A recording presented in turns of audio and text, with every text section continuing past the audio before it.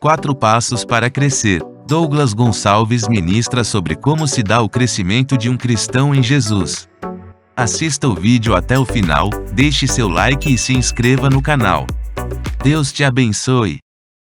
Abre aí comigo, Gálatas 5, vamos ler a partir do 16? Gálatas 5, 16. Diz assim, a palavra de Deus. Por isso, digo, vivam pelo Espírito e de modo nenhum satisfarão os desejos da carne, pois a carne deseja o que é contrário ao Espírito e o Espírito o que é contrário à carne. Eles estão em conflito um com o outro, de modo que vocês não fazem o que desejam, mas se vocês são guiados pelo Espírito, não estão debaixo da lei. Ora, as obras da carne são manifestas: imoralidade sexual, impureza e libertinagem, idolatria, feitiçaria, ódio, discórdia, ciúmes, ira, egoísmo, dissensões, facções, inveja, embriaguez, orgias e coisas semelhantes. Eu os advirto, como antes já os adverti. Aqueles que praticam essas coisas não herdarão o reino de Deus, mas o fruto do Espírito é amor, alegria, paz, paciência, amabilidade, bondade, fidelidade, mansidão e domínio próprio. Contra essas coisas não há lei. Os que pertencem a Cristo Jesus crucificaram a carne com as suas paixões e os seus desejos. Se vivemos pelo Espírito, andemos também pelo Espírito. Não sejamos presunçosos, provocando uns aos outros e tendo inveja uns dos outros. O Tim Keller fez uma observação muito legal sobre essa ilustração que Paulo usa, né? Paulo está usando a ilustração do fruto, e provavelmente emprestado de Cristo, né? Que já havia usado essa ilustração, por exemplo, no texto: eu sou a videira verdadeira, vocês são os ramos, aquele que permanecer em mim dará fruto. Então, ele está dizendo, usando essa ilustração do fruto. E essa ilustração, ela é perfeita para falar sobre o crescimento do cristão. Como que se dá o crescimento daquele que nasceu de novo? O que começa a acontecer na vida de alguém que é a habitação do Espírito, ok? Então eu quero te falar 4 coisas que essa ilustração do fruto nos ensina. Primeira coisa que a gente aprende com essa ilustração é que o crescimento do cristão, assim como o fruto, é gradual. Fala comigo, gradual. Ou seja, é lento. E quando nós olhamos rapidamente, é até mesmo invisível. Por exemplo, é interessante que você não consegue ver o seu filho crescendo. Se você vê ele no começo do culto hoje, e depois no final do culto, depois de mais ou menos 2 horas, você olhar para ele, ele está igual. Mas se você for ver biologicamente, ele cresceu. Nessas 2 horas, ele cresceu. As crianças, né, estão crescendo para cima, a gente está crescendo para os lados. Culto após culto. Mas a gente não consegue ver. Assim é o fruto, né? Quando você vai lá, se você for no seu quintal, se você plantar lá uma semente e amanhã você for lá olhar, não aconteceu nada. Mas está acontecendo. É que é gradual, portanto, tenha paciência. Não saia daqui dizendo: está tudo errado na minha vida, eu não sou manso, ontem eu briguei e tal, né? E eu fiquei bravo, e eu não tive paciência. Não, calma. O Espírito está agindo em você, de glória em glória, dia a dia, Ele está formando você. E quando a gente olha, por exemplo, você olha para você no começo do culto, olha para você no final do culto, parece que nada aconteceu. Mas calma, Ele está moldando você. Aquele que começou a obra é fiel para terminar essa obra. Então nós temos que crer nisso, nessa ação do Espírito em nós. Então não fica ansioso, porque é gradual, ok? É gradual. Primeiro, gradual. Segunda coisa que a gente aprende com essa ilustração, que o fruto, o crescimento do cristão é inevitável. Ele é gradual, lento, quase invisível, mas é inevitável. Se o Espírito Santo habita uma pessoa, essa lista vai acontecer na vida da pessoa. Amém? Por quê? Porque é inevitável. Vai vir para fora, vai aparecer. Esse é o poder do Espírito Santo dentro de nós, cara.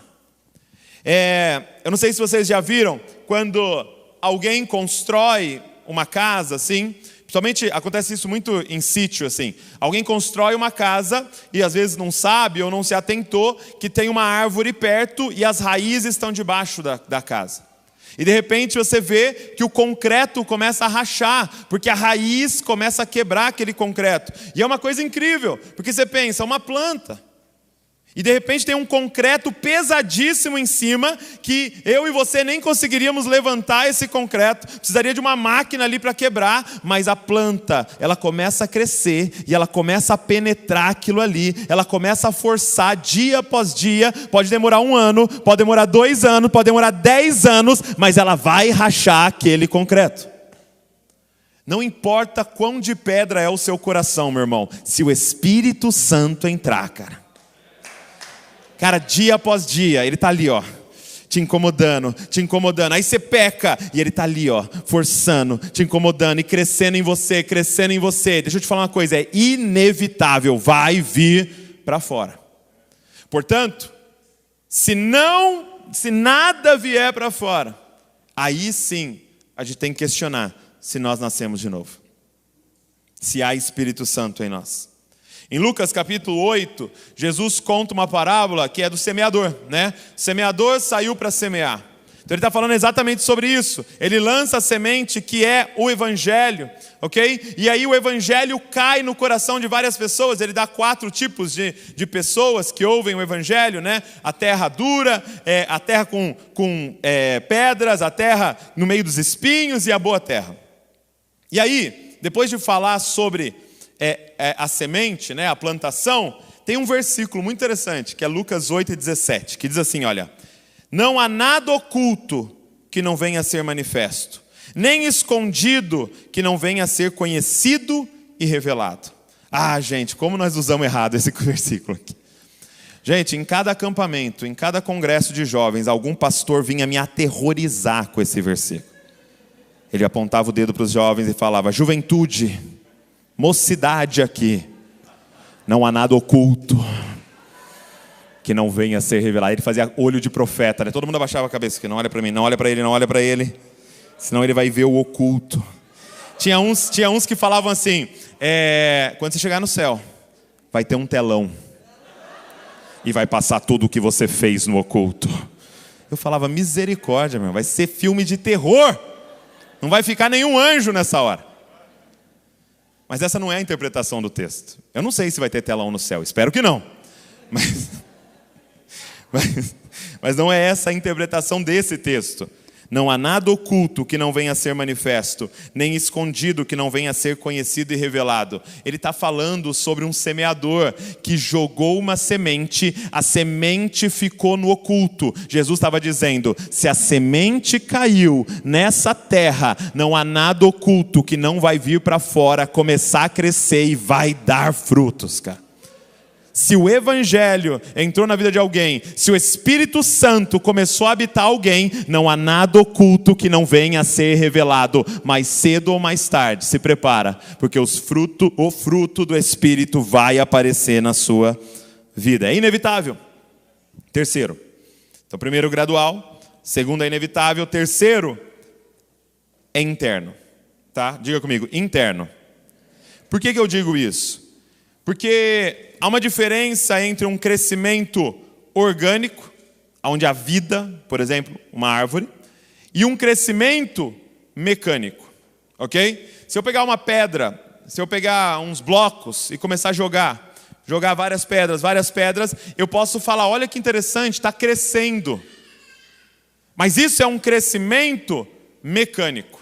Isso é um crescimento fruto do meu esforço. Esse prédio aqui cresceu, sim ou não?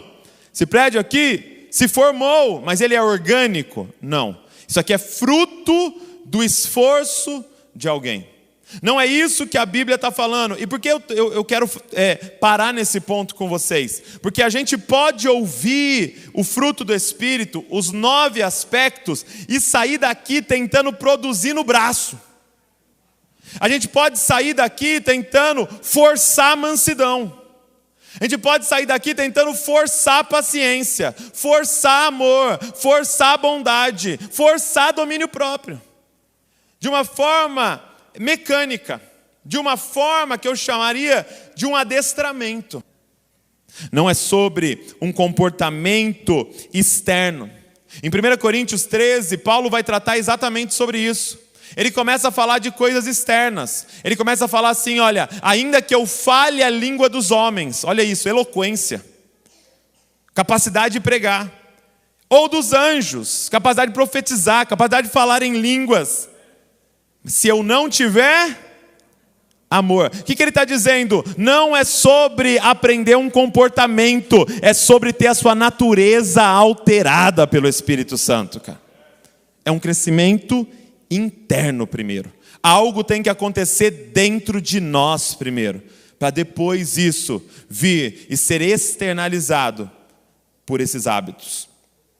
Ele fala, se eu der o meu corpo para ser queimado, se eu tiver fé do tamanho, fé capaz de mover montanhas, se eu não tiver amor, e aí ele começa a dar lista, e o amor é paciente, o amor é benigno, o amor não arde ciúmes, ele começa a falar disso que acontece dentro de nós. Por que isso que eu estou dizendo, gente, é tão importante, sabe? A gente pode ter um falso parâmetro da habitação do Espírito, e nós não podemos nos enganar. Presta atenção nisso que eu vou te dizer. Ter a vida das pessoas ao seu redor mudadas por causa do que você está fazendo não é evidência de que o Espírito Santo está em você. Presta atenção nisso. A evidência do Espírito Santo não é se você está impactando a vida dos outros, é se a sua vida está sendo mudada. A Bíblia diz que no último dia, né, no dia que nós nos encontrarmos com o Senhor, Ele vai separar uns à direita, outros à esquerda, e Ele vai dizer, para aqueles que estão à esquerda, Ele vai dizer assim, olha, vocês não vão entrar no meu reino. E aí esses vão falar indignados, mas peraí, em seu nome nós expulsamos demônios. Em seu nome nós curamos os enfermos. Em teu nome nós profetizamos. Em teu nome nós plantamos igreja. Em teu nome nós tinha canal no YouTube. Em teu nome nós tinha conta no Instagram. Em teu nome eu escrevi livro. Muita gente está aí nesse reino aí porque eu preguei. E aí ele vai dizer, mas você não foi mudado pelo meu Espírito. Afaste de mim você que vive a iniquidade. A evidência da habitação do Espírito não é se pessoas estão sendo mudadas, é se você está sendo alterado dia após dia à imagem de Jesus. Porque é interno. Quem está entendendo o que eu estou falando? Porque é interno. Primeiro, gradual, tenha paciência. Segundo, inevitável, se está aí, vai vir para fora. Terceiro, é interno, é uma alteração de natureza. E quarto, diga comigo, é simétrico. O que é simétrico? É quando as coisas crescem de forma ordenada, né? De forma simétrica. Por exemplo, o seu corpo ele cresce de forma simétrica, né? Ele cresce as pernas e os braços e os dedos e a sua cabeça de forma simétrica, tudo crescendo junto. É por isso que Paulo faz algo que parece até um erro do português, né? É um erro gramatical, quando ele fala o fruto do Espírito e dá uma lista de 9 coisas. Fala, ô Paulo, os frutos do Espírito são. Mas ele fala, não, o fruto do Espírito e ele dá uma lista de 9 coisas. Por quê? Eu estava conversando com o pastor Marcos, Roberto, e ele falou um negócio legal para mim. E aí ele falou assim que, ele começou a pensar, mas qual que é o fruto, né? Que fruto será que era? Que fruto será que Paulo tinha em mente quando ele falou? E aí ele lembrou que quem usava essa ilustração era Jesus. E como é que Jesus usava essa ilustração, gente? Eu sou a videira verdadeira. Vocês são os ramos, são os galhos. Se você permanecer em mim e a minha palavra permanecer em você, você vai dar muito fruto. Que fruto é esse? Aí ele falou: Douglas, será que não é a uva? Por quê? Porque a uva é esse cacho que tem essas várias uvinhas. E ela cresce de forma simétrica. Você não tem uma uva gigante no cacho e uma que não se desenvolveu. Todas elas vão crescendo juntos. É de forma simétrica. E por que isso é tão importante? Presta atenção nisso. Porque esse crescimento simétrico é a única evidência que eu tenho se a manifestação desses 9 aqui é fruto do Espírito ou resultado da sua personalidade. Por exemplo, vou falar de mim. Amabilidade, que é gentileza, e mansidão é algo que veio no pacote da minha personalidade. Então a Vanessa ficou falando, né? O Douglas, manso, mas não tem mérito nenhum nisso, porque é o meu jeito, é da minha personalidade ser alguém mais calmo e alguém mais gentil com as pessoas, ok? Então não é uma ação do Espírito em mim. Como é que eu sei que não é uma ação do Espírito em mim isso? Presta atenção nisso. Por quê? Porque por muito tempo eu era gentil com as pessoas e manso, mas não era fiel. Porque no momento em que eu tinha que falar a verdade para alguém, eu não falava, porque eu queria ser gentil e manso, ficar bem na fita e essa pessoa que morra. Então não era fruto do Espírito, era simplesmente resultado da minha personalidade e que na verdade a minha mansidão e a minha gentileza era pecado nesse momento. Quando é que eu sei que a mansidão em mim e a gentileza em mim, a amabilidade em mim é fruto do Espírito? Quando tudo começa a crescer junto. Quando eu começo a crescer em gentileza, em amabilidade, em mansidão, mas eu começo a crescer em fidelidade, eu começo a crescer na minha integridade. Porque, por exemplo, a Bíblia diz que Jesus era cheio de graça e verdade. Você entende a simetria? Ele falava a verdade com graça. Ele agia com graça, mas falando a verdade. Por quê? Porque era simétrico o crescimento dele, porque era uma ação do Espírito nele. Então, para você saber se isso aí que você está vivendo, talvez em alguma das semanas você falou: isso aí eu sou bom, né? Isso aí, fidelidade, sou bom, isso aí, eu falo a verdade para todo mundo, não minto para ninguém, eu falo, que roupa feia, ridícula, meu Deus, que coisa ridícula. Que cabelo é esse? Pelo amor de Deus. Eu sou muito assim, sabe? Eu sou verdadeiro. Mas sua verdade é pecado na maioria das vezes. Por quê? Porque quando é fruto do Espírito, ela vem com essa simetria de crescimento.